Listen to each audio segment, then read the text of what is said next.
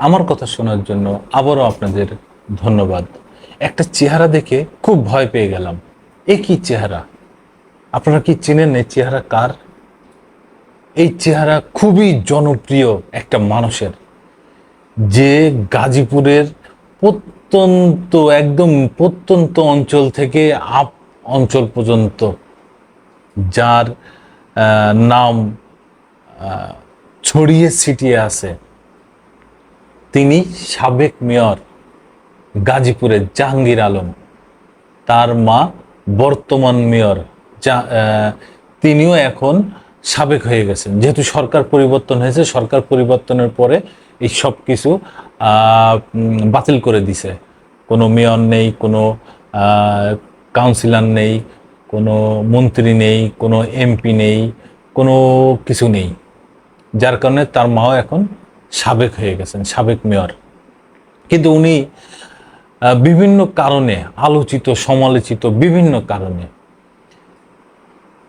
1 মাস মতো পার হয়েছে এই বিগত আওয়ামী লীগ সরকার এই দেশ থেকে ভেঙে গেছে, পদত্যাগ করে। গণ অভ্যুত্থানের মাধ্যমে তারা পদত্যাগ করেছে। আর সেই আওয়ামী লীগ সরকারের প্রধান যে শেখ হাসিনা, তিনি এই দেশ থেকে পালিয়ে চলে গেছেন। এই 1 মাস যেতে না যেতেই এই জাহাঙ্গীর আলমের কি অবস্থা, কি চেহারা রে ভাই!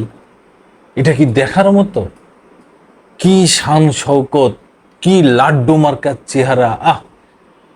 একদম সেই টসটসে আপেলের মতো একটা চেহারা। সেই চেহারার সাথে এই চেহারার কি কোনো মিল আছে? এ কোন চেহারা?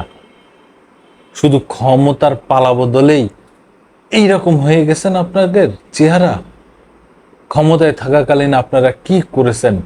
কি অবস্থা আপনাদের ছিল? আর আপনারা এখন কোথায়, কি অবস্থায় আছেন? পুরো আওয়ামী লীগের মন্ত্রিসভা, এমপি সভা সবাই পালাতক। আবার কেউ দেশ থেকে পালিয়ে যাওয়ার সময় ধরা খাচ্ছেন, আবার কেউ দেশে পালিয়ে আছেন, কেউ পালিয়ে চলেও গেছেন। আর আপনাদের এই কি চেহারা! কি দুর্দান্ত প্রতাপশালী মেয়র, সাবেক মেয়র জাহাঙ্গীর আলম। একবার উনি বঙ্গবন্ধুকে নিয়ে একটা কথা বলার কারণে উনি বহিষ্কার হয়েছিলেন আওয়ামী লীগ থেকে, এবং ওনার মেয়র পদও চলে যায়। তারপরে আবার ওনাকে নেওয়া হয়, আবার বহিষ্কার হয়, আবার নেওয়া হয়, আবার বাতিল করা হয়। এই নিয়ে উনি ওনার মানে বিশেষ মহলে ওনাকে নিয়ে ব্যাপক আলোচনা সমালোচনা হওয়ার কারণে উনি বেশ কিছুটা সময় উনি এইসবের ভিতরেই, এই টানা হেঁচড়ার ভিতরে পড়ে উনি ওনার মাকে দাঁড় করিয়ে দিয়েছিলেন মেয়র ইলেকশনে। ওনার মা বিপুল ভোটে পাশ করে গেছিলেন। তো জাহাঙ্গীর আলম এই ছাত্র জনতা আন্দোলনে উনি আওয়ামী লীগের পক্ষ হয়ে উনি মাঠে এই ছাত্র জনতা আন্দোলনের বিপক্ষে অনেক কিছু করেছেন, সেগুলো তো নাই বললাম। তবে ওনার এখন যে চেহারার হাল, মনে হচ্ছে উনি আসলেই খারাপ অবস্থানে আছেন। হয়তো পালিয়ে আছেন বাসা, কিংবা যেখানে পালিয়ে আছেন সেখান থেকে বেরোতে পারছেন না। চিন্তায় যে কি হবে আমার এত টাকা, কি হবে এত গাড়ি বাড়ি, আমি তো বেরোতে পারছি না, ঠিক মতো এইগুলো ইউটিলাইজ করতে পারছি না। সেই জনগণ কোথায়?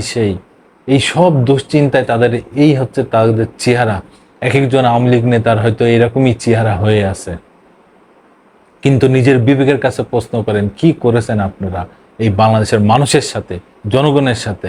আর আপনি সাবেক মেয়র, গাজীপুরের জনগণের সাথে আপনার কি আচরণ ছিল? একটু নিজের মনের কাছে প্রশ্ন করেন, বিবেকের কাছে প্রশ্ন করেন, যে সেই জনগণ রেখে আপনারা এখন পালিয়ে আছেন। একদিন না একদিন তার বিচার হবেই। ক্ষমতা চিরস্থায়ী না, এটাই আপনাদের দেখেই সেটা বোঝা যাচ্ছে।